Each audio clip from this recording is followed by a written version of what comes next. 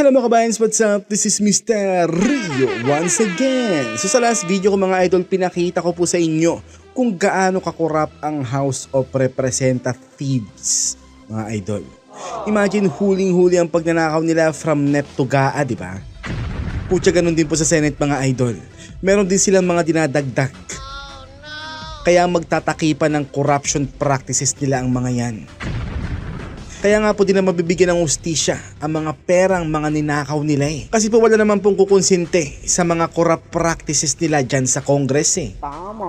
Kaya nakakalungkot, di ba mga idol? Imagine nyo itong mga dinagdag nila from NEP to GAA nila, no? Pucha, both Senate and House yan mga idol. Kaya nga guys, ito po ang pinaka-corrupt na admin talaga na na-encounter ko sa buong buhay ko. Kaya nga guys, mas worse pa talaga ang administrasyong ito sa Abnoy admin. 'Di ba? Tama. Kaya good luck Pilipinas na lang talaga ang masasabi ko mga idol. So syempre bago po tayo magsimula, shoutout po muna ulit sa lahat ng mga ka-DDS natin sa buong mundo. Kilala nyo kung sino kayong lahat mga idol. Shoutout din po sa mga walang sawang taga-subaybay ni Mr. Rio. Sa mga new subscribers, welcome po sa YouTube channel ko mga idol. Shoutout po sa inyong lahat. And guys, pakishare na lang po lahat ng mga content po na nagagawa ko sa YouTube mga idol. Para po mas marami pa po ang makasagap na mga impormasyon na isinisiwalat ko po sa aking mga vlogs. Para mas magising pa po sa katotohanan ang mas marami nating mga kababayan. Okay ba mga idol? Well, kung tingin nyo po informative or deserve po ba na mga video kong i-share, pakishare na lang po mga idol. Okay ba? Maraming salamat po. So syempre guys, para kompletos recados tayo, bibira naman po muna tayo dito sa Mr. Rio. May nag-PM po sa akin ng memes na to mga idol na nagmula daw kay Pebbles Talakera. Siya pala to. Pero di ko po talaga siya kilalang DDS vlogger mga idol. Wala po akong kilalang ganyang pangalan at itsura na vlogger. Ang kilala ko lang pong mga DDS vlogger ay yung First Five.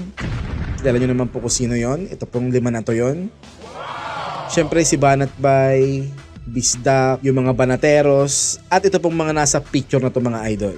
Yan lang po ang mga kilala ko. Pero si Pebbles Talakera, ano ba to? Puro lang ba siya ganito? Puro lang siya mga memes or posts, ganon? So literal na vlogger pala siya. Hindi pala siya vlogger. Gaya ng mga ginagawa namin na video. Pero guys, dahil matindi ang pangangailangan ni Ate Pebbles, nagpaalam siya na babalik daw siya kina Bangag. Siyempre doon may pera doon eh. Sa Duterte side, wala pong pera dito. Kaya nga gaya nga po ng sabi ko noon, lahat lang po ng malalakas kumita sa YouTube ang maiiwanang supporter ng mga Dutertes. Pero yung mga katulad ni ate na hindi naman monetize, talagang lilipat po talaga yan kina Bangag. Kasi may pera doon eh. Ino-offera nila ang mga tao o ang mga vloggers or even vloggers na maging supporters nila, syempre kapalit ang pera.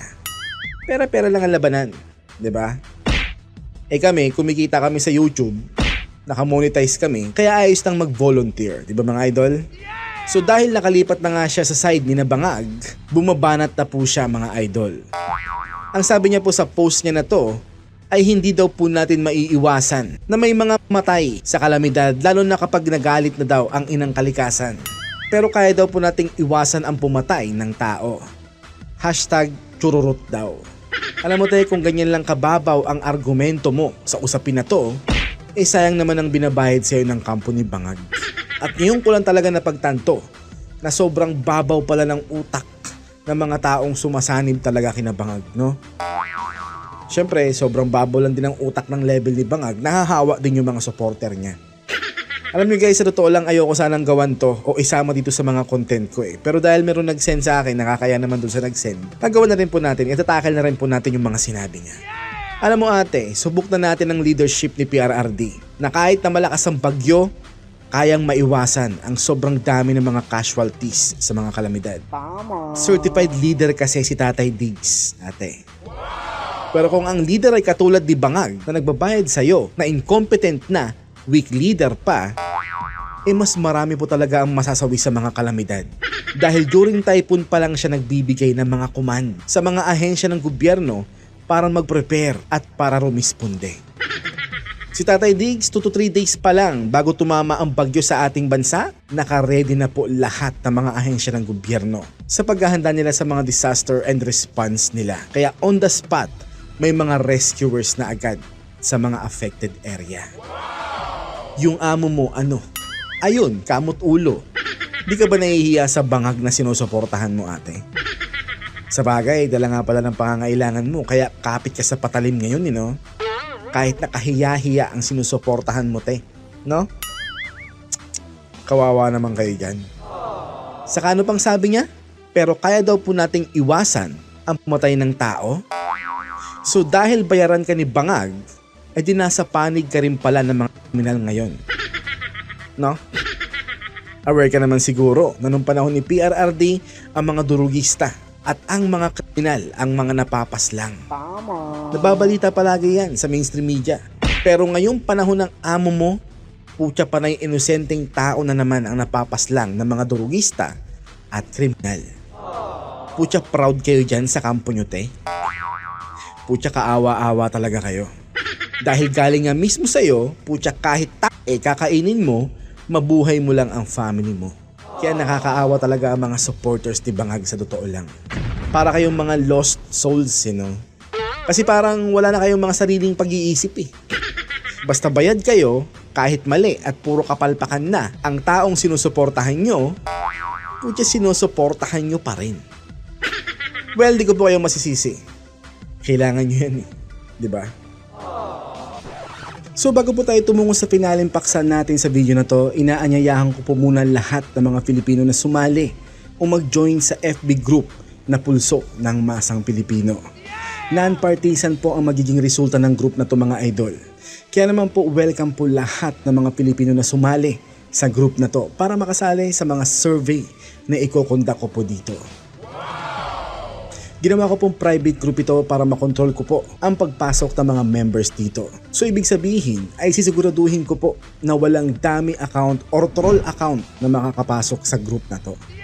So pag nakita ko po na dummy account lang ang sasali, hindi ko po ito i-approve, mga idol. This survey group is for legit FB account only. So ang troll and dummy accounts are strictly prohibited. Ang mission po ng group na to ay makounter ang mind conditioning tactics ng mga scam na survey agency sa ating bansa na ang sinesurvey lamang nila ay 1,500 na katao lamang. So kailan pa naging legit ang isang survey kung 1,500 lang ang isi-survey nila? At alam nyo ba guys na wala pa sa 1% ng 1% ng 1% ng 1% ng voters population natin ang nasi-survey ng mga scam survey agency sa bayan natin? So let's say nasa 65 million ang voters population natin ngayon, mga idol. So ang 1% ng 65 million ay 6.5 million na katao. Tapos ang 1% ng 6.5 million na katao ay 650,000 na katao. Tapos ang 1% ng 650,000 na katao ay 65,000 na katao. Tapos ang 1% ng 65,000 na katao ay 6,500 na katao. So kailan pa naging legit ang 1,500 or kahit gawin pa nilang 2,500 ang nasi-survey nila? Diba? Kailan pa naging legit yun, mga idol? Kaya nga I don't believe in surveys kahit na maging in favor pa kina PRRD or VP Sara or kahit sa sino pang sinusuportahan natin. Hanggat hindi sila nakaka at least 50% na katao ng voters population natin sa kanilang mga survey, hindi po legit ang mga ganong klaseng survey. Simula noon hanggang ngayon ginagawa na po nila yan sa atin, mga idol. Enough is enough. Somebody have to stand up and solve this problem. At yun po ang gagawin natin sa group na to, mga idol. So sa grupo na to, na Pulso ng Masang Pilipino, magagawa po natin ito. Basta magkaisa lamang po tayo sa hangarin na malaman ng totoong numero sa totoong pulso ng Masang Pilipino. So welcome po lahat na mag-join dito, mga idol. Basta legit ang FB account mo, hindi dami o troll account, okay? Basta Filipino ka na gusto mong mabilang ang boto mo sa mga i-conduct nating surveys. At syempre, gaya nga po ng sabi ko, diba kanina, welcome po lahat mag-join dito. Mapa pro Duterte, anti Duterte, Dilawans, Pinklawans, or Marcos loyalists, or kahit mga undecided pa kung sino ang kanilang mga susuportahan, welcome po sa group na to. Okay ba? So ang pakiusap ko lang ay no hate speech mga idol. Always be respectful at panatilihin po nating may sustansya ang ating mga conversation or discussion dito. So ang tanging gagawin lang po natin dito sa group na to ay bumoto sa mga i-conduct na survey. Magkomento ng mga educated opinions or sentiments, #netizentiments. At syempre po, i-share ko na rin po dito ang mga new video ko everyday. Okay ba mga idol? So guys, para mas marami pong mag-join, pakishare na lang po natin ang group na ito para po mas marami po ang maka-join sa mga i-conduct nating surveys sa group na to. So ano pang hinihintay nyo? Join na mga idol. So ngayon naman mga idol, pupunta na po tayo sa ating Mr. Rio Pick Talk. And I pick to talk about this video mga idol. Yung binanatan ni Tambaloslos ang mga bumabatikos sa kanilang mga ginagawa sa Tuwadcom Committee. Kaya nga po ito ang rebuttal ko sa mga banat ni Tambaloslos. Let's go mga idol. The Quad Committee and our young guns. What? Young guns o young dumbs? Linawin mo ang pananalita mo Mr. Speaker. Ang labo eh. Nagbubudoy language ka na naman, you know? Have become the target of those who prefer the shadows over the light. Wow, may pa-shadow over the light ka pa na nalaman, you know? Eh ang grupo nyo naman, ang numero unong bang nanakaw dyan sa kamera, you know? Shadow over the light. Baka yung shadow. They attempt to undermine our work. Which work of yours are you referring to, Mr. Speaker? Yung black propaganda nyo sa mga Dutertes, yung pagnanakaw nyo sa Kaban ng Bayan na ang ebidensya namin ay ang dinadagdag yung pondo from NEP to GAA, o yung pagpapapirma nyo sa People's Initiative nyo para i-push ang Chacha. Alin ba dun boss? Kasi marami yun eh. Casting aspersions and spreading false narratives. What? What false narrative are you referring to, Mr. Speaker? Yung bang nagpapamanipula kayo ng mga survey para magmukhang gusto kayo ng mga tao? Alin yung false narrative nyo na tumataas ang trust at approval ratings nyo? Despite the fact na puro kapalpakan ang mga pinagagagawa nyo? Kutya kung meron man ditong may false narrative, kayo yun. Tama. Side nyo yun. Kasi kampon kayo ng kasamaan eh. Mga sinungaling at magnanakaw sa Kaban ng Bayan. Kayo po yun. Credit our pursuit of accountability. Wow, we are discrediting your pursuit of accountability Ganun ba? Eh ba't nyo imbestigahan ang mga dinadagdag yung bilyong piso from NEP to GAA, Boss Tambaloslos? Ha? Yang kahipokritohan nyo ang lalamon sa inyo. Dapat siguro magkaroon ng platform na magkakaroon ng boses para questionin ng taong bayan ang mga corrupt practices nila dyan sa kamara, no? Huwag nyo nang tangkaing magmaninis, boss. Dahil kung uungkatin din kung paano kayo gumasta ng pondo ng masa, eh baka panay anomalya yung mga yan. Discrediting your pursuit of accountability. Bakit, Tambi? Are you going to be accountable sa billions of pesos na ninanakaw nyo from NEP to GAA? Ha? Napaka-hipokrito nyo ng mga tuta mo dyan sa kamera, boss, sa totoo lang. Yet, as we stand here today, we reaffirm our commitment to this duty. We are here to do the work without fear or favor. Wow, they are there to their work without fear or favor daw. Talaga lang Without fear would make sense. Siyempre, pinsan mo si Bangag eh. May kapangyarihan kayong i-cover up ang mga corruption practices nyo. Tama. Pero favor? Tambi naman. Minuloko mo ata ang sarili mo. Those attacks and black propaganda na binabato nyo kay VP Sara will always serves in favor of you and your Bangag cousin.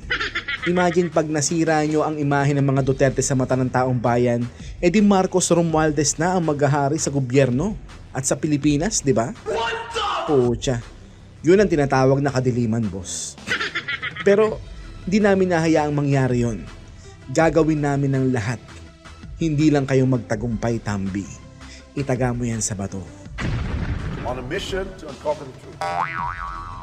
Wow, on their mission daw to uncover the truth. Again, yung katotohanan na magnanakaw kayo sa kaban ng bayan, ba't di nyo yun paimbestigahan, no?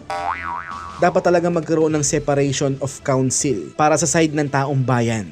Para yun ang mag-iimbestiga sa corruption practices ng mga nasa gobyerno no?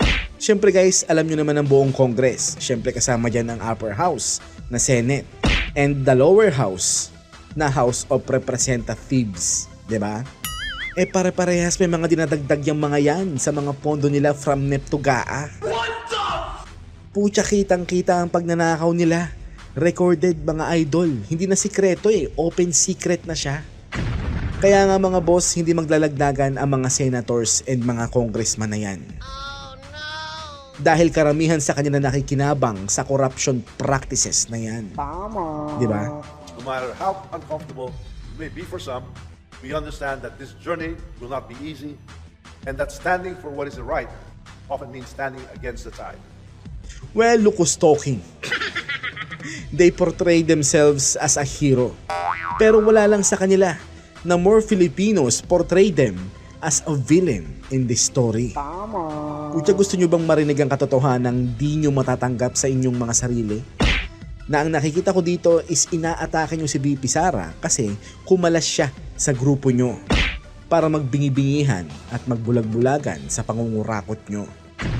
So nung kumalas si VP Sara sa cabinet ng corrupt bangag administration na to, inatake nyo na siya ng kaliwat kanan. Kasi kinalaban niya na kayo Di ba in-expose ni VP Sara na sinatamba at rakot lang ang nasusunod sa budget, di ba? So na-uncover ang corruption practices nyo. So yung po ang katotohanan na pilit yung pinagtatakpan para kayo ang magmukhang hero sa naratibo na gawa-gawa nyo lang. Real talk po yun. Sa mga nagtatangka, napigilan tayo sa paghanap ng katotohanan at katurungan, kaya isa lamang ang sasabihin ko sa inyo, hindi kayo tatagumpay sa masamang hangarin ninyo. Ang side ng taong bayan dapat ang magsabi niyan, Tambi, na kung plano nyong ubusin ng pera sa kaban ng bayan at panatilihin kayo lahat sa mga pwesto nyo ng matagal na panahon, isa lang din ang masasabi ko sa inyo, hindi kayo magtatagumpay. And I know, and I am well aware na hindi natutulog ang Diyos, Tambi. Tama. Alam niya ang ginagawa nyo at alam niya ang motibo nyo sa bawat bagay na ginagawa nyo. Kaya alam ko na eventually, hindi kayo magtatagumpay. Palakpakan naman yung mga abnormal, no? In this house of the people, we are on the right side of history.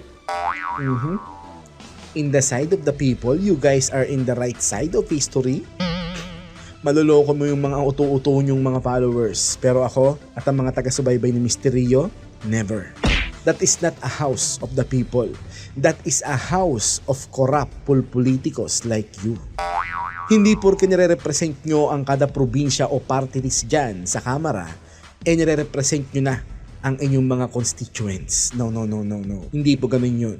The truth is, you guys represent only yourselves. You only represent your own agendas, not the needs of your constituents. Yun po ang totoo. Pero kung patuloy mong i-deny ang katotohanan na yon, niloloko nyo na lang ang mga sarili nyo. Tama. Nasa right side daw sila ng history. Oo, fabricated history nyo. Pero kami, nakikipaglabang kami para wasakin ang mga red propaganda nyo. And make no mistake, no matter the challenges, no matter the opposition, we will stand our ground. Siyempre you guys are the power of the purse. Di ba? Pucha, kung sino man ang kumalaban sa inyo, walang pondo sigurado. Manigas kayo, di ba boss? Ganyan na po tayo sa bagong Pilipinas, mga idol. Palakpakan naman ng mga abnormal. We will not yield to intimidation. We will not be swayed by the attacks hurled against us. Instead, we will press on with even greater resolve. Alam mo bang ilang beses kong inulit-ulit pakinggan ang part na to? Para lang mas maintindihan ka. Ngayon ko lang talaga napagtanto na pucha parang budoy din pala magsalita to no? Iniisip ko tuloy siya yung bida sa Plants vs. Zombies Ganun magsalita niya, di ba? Knowing that people are behind us. If I know, sinusuka kayo ng taong bayan, uy. Imagine yung anak ng legendary president na si President Rodrigo Roa Duterte, dinidikdik nyo. Inaatake nyo ng mga black propaganda nyo. Kutya tingin nyo matutuwa kami sa inyo. Yung tatay nun boss, may napatunayan at maraming nagawa sa bayang sinisira nyo ulit pagkatapos niyang ayusin. Kutya tingin mo ba, mas naniniwala kami sa katulad mo na puro ayuda lang ang pinapangudngod sa taong bayan para ikaw ang puriin? Anong feeling nyo? Putya pandemic pa rin? Kaya puro kayo ayuda, boss? Ha? Namimigay lang si PRRD ng ayuda during calamities and pandemics, pero ngayong ordinary days lang naman, kitang-kita naman ang inyong motives, di ba boss? Putya, ginagamit mo ang pondo ng kaban ng bayan para suhulan ng taong bayan sa pamamagitan ng ayuda na yan. Putya, hindi po bobo ang mamamayan. Alam na po nila yan. Kaya tingin ko sinusuka ka ng mga yan. Nag-rhyme lang po ako, okay? That history will remember our courage and that our efforts are guided by the principles of justice and integrity. Wow, justice and integrity. Putya, corrupt government official kayo tapos justice and integrity. Kami dapat ang mag-demand yan sa inyo, boss. Kasi kabaliktaran ng pinoportray nyo sa inyong mga sarili, no? Komedyante ang putya. Komedyante si Budoy. Dahil unti-unti na natin nakikita ang liwanag at katotohanan. Wow, unti-unti na raw po nila nakikita ang liwanag at katotohanan. Ang galing naman ng mga salita niya. Yan. Yan ang sinasabi ko eh. Nag-hallucinate ka na naman, boss. Mukhang nag-session pa sila ni Bangag bago siya mag-speech, no? Ang totoo, nasa liwanag na kami. Napilit yung hinihila sa kadiliman. Sinisira nyo ang ating bayan sa pamamagitan ng inyong mga kapalpakan at corruption activity. Kaya ang ating bayan ay pilit yung tinatabunan ng kadiliman. So kayo boss ang kasamaan at kadiliman na gusto naming wakasan. Gets mo? Asahan natin na lalo pang titindi ang pag-atake sa ating institusyon. Hanggat di nyo tinitigilan si BP Sara, of course. At hanggat di nyo tinitigilan ang pagnanakaw nyo sa kaban ng bayan, asahan nyo na aaraw-arawin namin kayo. Subalit, hindi tayo matitinag. Hindi tayo papayag na muling bumalik ang panahon ng kadiliman at kasamaan. Wow, confirm. Nag-hallucinate nga si Tambi, mga idol. Anong pinagkasabi nyo? Kayo nga ang kasamaan at kadiliman na nasa pamahalaan na pilit naming binabanatan para magsialisa na kayo dyan. You guys are destroying our country. Yun po ang totoo. Kaya huwag ka na magpanggap dahil hindi bagay sa'yo. Palakpakan naman ng mga no? Pinapalakpakan ng mga to. To those who may question our motives, I say this. We are here for the people. We are here for the truth. You're not there for the people and you are not there for the truth because you are there for your people or allies only. And you are not the truth but lies only. Nag-rhyme lang po ako, okay? And for the enduring ideals of this republic. Our work transcends personal ambition. It is about laying the foundation for a nation that is free, just, and governed by the rule of law. We are building a legacy that our children and grandchildren can look back on with pride. Legacy? Ikaw, Tambi? Anong legacy ang iiwanan mo dyan sa kamera? Yung ayuda? Si Bangag ano? Yung kapalpakan niya? Sa bagay, kung yun ang iiwanan yung mga legasiya, it would really make sense talaga. Parehas naman kayong maituturing na leader na basura eh. Well, ang masasabi ko lang ay matagal ko na pong ginising sa katotohanan ang ating mga kababayan. Kaya sigurado ako na di nyo na sila manloloko ng inyong mga red propaganda kailanman.